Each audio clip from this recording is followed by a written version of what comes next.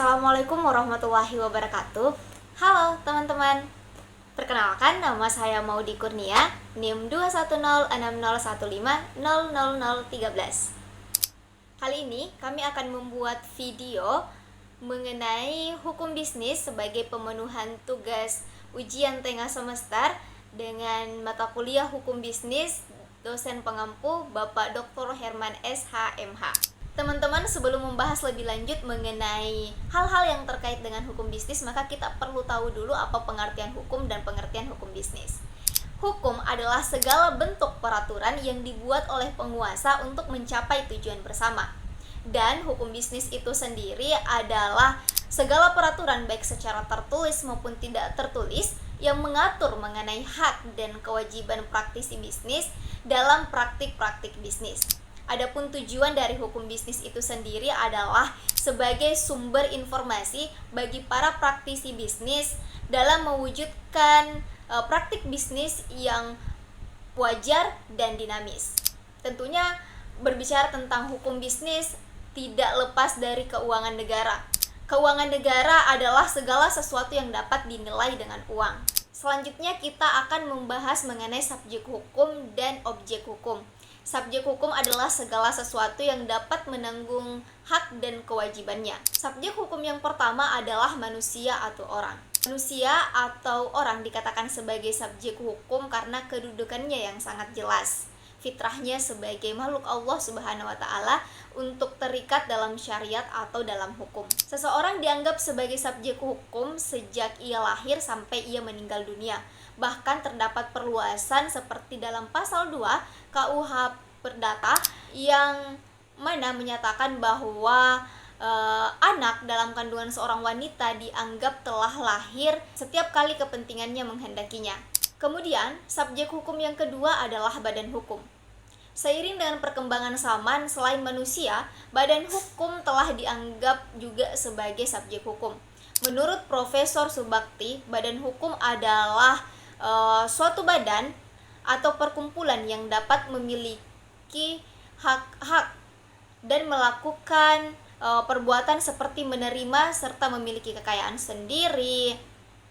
Kemudian juga dapat digugat dan dapat menggugat.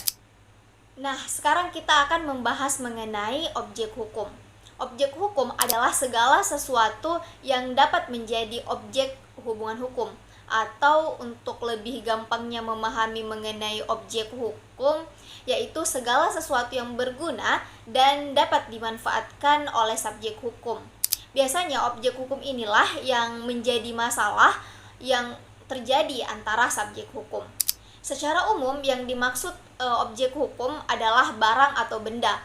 Menurut pasal 499 KUH Perdata, kebendaan adalah tiap-tiap barang dan tiap-tiap hak yang dapat dikuasai oleh hak milik. Sumber hukum bisnis. Perlu dipahami bahwa terdapat dua sumber hukum yang berlaku di Indonesia, yaitu sumber hukum material dan sumber hukum formil. Sumber hukum material yaitu hukum yang dilihat dari segi isinya dan berasal dari faktor-faktor yang menentukan isi hukum, yakni kondisi sosial, ekonomi, agama, dan tata hukum negara lain. Sedangkan sumber hukum formil merupakan sumber hukum yang berkaitan dengan prosedur atau cara pembentukan dan secara langsung dapat digunakan untuk menciptakan hukum. Sumber hukum formil antara lain terdiri atas peraturan perundang-undangan seperti Undang-Undang Dasar 1945, Undang-Undang Peraturan Pemerintah, Keputusan Presiden, serta peraturan daerah. Secara umum, sumber pokok hukum bisnis adalah hukum perdata termuat dalam Kitab Undang-Undang Hukum Perdata atau KUH Perdata. Kedua, hukum dagang termuat dalam Kitab Undang-Undang Hukum Dagang atau KUHD. Kemudian, hukum pidana publik atau khusus termuat dalam Kitab Undang-Undang Hukum Pidana atau KUHP dan undang-undang pidana khusus lainnya dan peraturan perundang-undangan di luar KUH Perdata, KUHP, dan KUHD. Sebagai contoh, sumber hukum bisnis secara formil dari segi undang-undang antara lain yang pertama adalah Kitab Undang-Undang Hukum Pidana, Kitab Undang-Undang Hukum Perdata atau KUH Perdata yang mengatur tentang hubungan baik, hubungan atas kebendaan maupun antara perorangan dan badan hukum. Dalam KUH Perdata terdapat aturan mengenai jual beli, sewa menyewa, pinjam meminjam, termasuk kredit dan sebagainya. Kemudian yang kedua adalah Kitab Undang-Undang Hukum Pidana atau KUHP. yang antara lain mengatur tentang tindak pidana dalam bisnis seperti penipuan, korupsi, dan sebagainya. Kemudian yang ketiga adalah Kitab Undang-Undang Hukum Dagang atau KUHD yang mengatur persoalan perdagangan secara khusus yang belum diatur dalam Kitab Undang-Undang Hukum Perdata seperti bentuk badan usaha meliputi CV atau firma. Kemudian yang keempat adalah peraturan lainnya yang di luar KUH Perdata, KUHP, dan KUHD.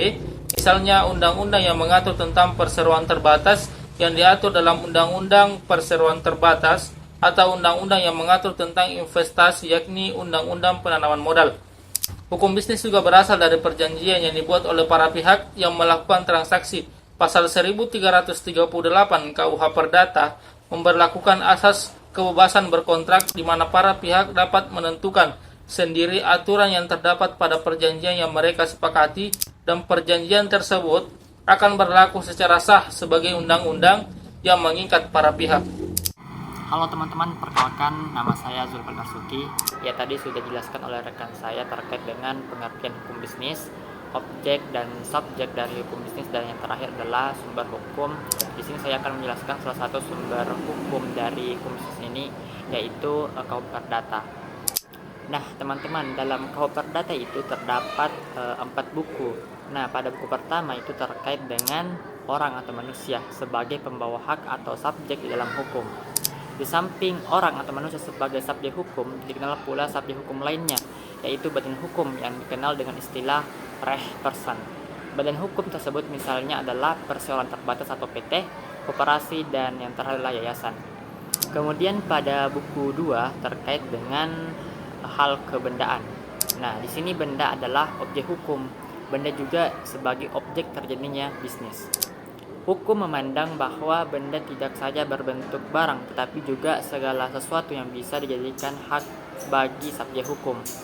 Untuk itu, hukum mengenal istilah hak-hak kebendaan. Nah, di sini hak kebendaan itu adalah hak besit, hak milik, hak guna usaha, hak guna bangunan, dan hak sewa. Benda adalah alat untuk melakukan kegiatan-kegiatan manusia dalam kehidupan sehari-hari. Dalam melaksanakan kegiatan ekonomi, benda adalah objeknya. Tanpa ada benda, maka tidak ada kegiatan ekonomi. Adanya benda adalah suatu kebutuhan. Terjadinya kegiatan ekonomi karena manusia butuh benda. Contohnya adalah tanah yang dikenal dengan istilah benda tidak bergerak. Untuk mendapatkan tanah, maka manusia harus membeli. Untuk melaksanakan perbuatan membeli tersebut, maka manusia harus memenuhi syarat jual belinya. Jika tidak memenuhi syarat, maka jual beli tersebut tidak sah. Pemenuhan syarat tersebutlah disebut perbuatan atau kegiatan hukum atau prosedur hukum. Kemudian pada buku 3 terkait dengan perikatan atau perjanjian. Berdasarkan pasal 1313 BW, suatu perjanjian adalah suatu perbuatan dengan mana satu orang atau lebih mengikatkan dirinya terhadap satu orang lain atau lebih. Dalam melakukan kegiatan ekonomi, adanya suatu perjanjian adalah mutlak. Contoh, seorang pengusaha ingin melakukan jual beli, maka proses jual beli adalah merupakan proses adanya suatu perjanjian karena telah terjadi suatu pengikatan kedua belah pihak dalam bentuk kesepakatan pihak. Masing-masing mempunyai hak dan kewajiban. Si pembeli berhak mendapatkan barang dalam bentuk utuh dan berkewajiban untuk menyerahkan sejumlah pembayaran atau uang. Sedangkan penjual berhak akan sejumlah pembayaran atau uang untuk mempunyai kewajiban untuk menyerahkan barang. Apabila masing-masing pihak ingkar janji atau prestasi, maka masing-masing pihak bisa menuntut atau menggugat agar terjadi pemenuhan prestasi. Yang terakhir adalah buku 4 perihal pembuktian dan daluarsa.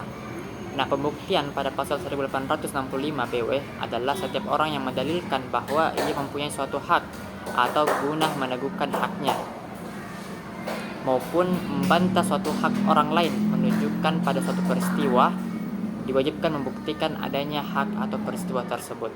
Seseorang yang memiliki sesuatu benda, jika suatu saat dituntut atau digugat, maka ia harus mampu untuk membuktikan bahwa ialah pemilik benda-benda tersebut.